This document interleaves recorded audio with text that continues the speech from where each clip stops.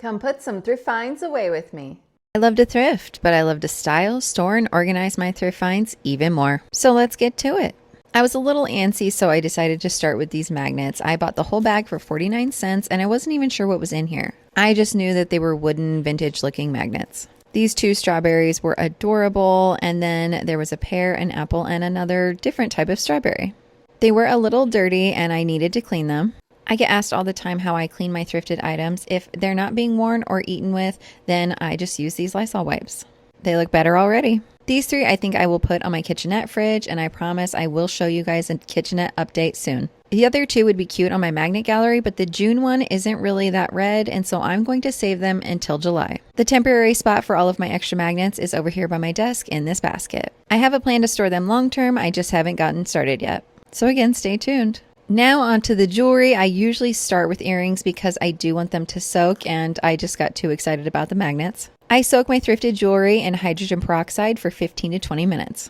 You know I'm also going to save this bag by putting it in the baggie. And yes, my kids know not to use them for food, but they always come in so handy. Since I'm already doing jewelry, let's go ahead and take a look at this necklace. I purchased it originally wanting to use the chain for decoration and crafts since I like to hang golden frames with them. I figured I could just take these cherries and put them on my trinket shelf. They're really heavy duty. Once I took the chain off, I realized how shiny and in good shape it was, so I decided to keep it as a necklace. So I'm going to soak it. As for the cherries, look away if you don't want me to peel this off because I'm going to.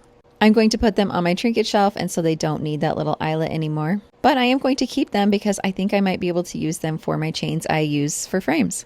Also for my trinket shelf, I'm going to grab this small perfume bottle. On my way to my primary bedroom, I'm going to drop off these two eyelets and the to be put away bag in the craft closet. My trinket shelf in my primary bedroom was started as a cosmetics and perfume shelf. And so one of my sweet followers got me this cute little Avon bottle to go on here.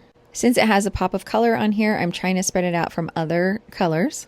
And I think this is a really cute spot for it, especially the pop of white. I really wanted to add a few brass animals to here, so I have a swan, an echidna, and a rooster. The brass complements all the perfume bottle lids. So naturally, I felt like the brass or golden cherries would fit right in, and I was right. I think the overall look is just really natural, and I love all the pops of gold. They really complement the light. Now moving on to these two spoons and butter knife. These butter knives are the best, and the spoons, they just keep walking away from my house. I think it's my oldest daughter. I'm going to hand wash them and then run them through the dishwasher. Next is this brass candle plate. I do sometimes like to shine up brass, but this, I really like the patina of it, so I'm just going to wipe it off with a Lysol wipe. And no, your brass will not be harmed by wiping it with Lysol wipes. When I bought this, I knew I wanted to put it in the hallway under this candle, which is opposite of the brass plant holder. It looks really cute and balanced now. Let's move on to this scarf. I do probably need to wash it, but I do want to show you guys what I plan on doing with it. It's Avon, and the colors are just gorgeous. I absolutely adore them. I am a sucker for coral. I have this Coach purse that I don't carry every day, but every once in a while, and I thought it would be so cute tied around the strap. And would you just look at that? I adore the way that this looks. I'm so excited to wear it out. Next up is this base, which I thought would be great for setting a plant on. A week later, I went to the same thrift store to get this trivet. When I flipped it over, I knew immediately they went together. How lucky is that? There are a lot of places in my living room that it would look cute on either side of the TV just to layer things, but I think I'm going to put it in the kitchen for now. Everything else is pretty set in stone, so I think that adding it here is a good pop of brown. And that area was lacking something, so I think it looks really cute. I did also purchase some DVDs to put in our van. The black sleeves are for the van and the white are for our indoor DVDs. The first one was How the Grinch Stole Christmas, the Jim Carrey version, and so I put that one in a black sleeve.